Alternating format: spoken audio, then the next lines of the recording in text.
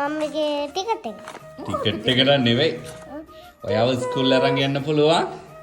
Driving licence එක ආව අවුරුද්දකට විතර පස්සේනේ. බලන්නකෝ. අම්මේ ලයිසන් එක ඇවිත් දැන් ඒතර කාත් එක්කද ස්කූල් යන්නේ? අම්මිත් එක්ක. මොකද කියන්නේ? අම්මිත් එක්ක. මොකේද යන්නේ? අම්මි කැබ් එකේ. කැබ් එක යනවද අමිත් එක? ඔව්. නැත්තම් ටීවී එකේ යනවා. ශ්‍රීවිල් එකේ අපි වදිනවද? ශ්‍රීවිල් පදින්න දන්නේ අම්මි අම්මි ගත්ත ලයිසන් එක කාර් ගත්තා.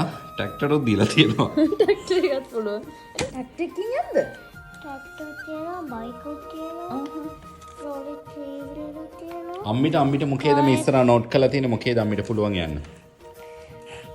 මේක වඩපන් රෝරිත් පුළුවන්.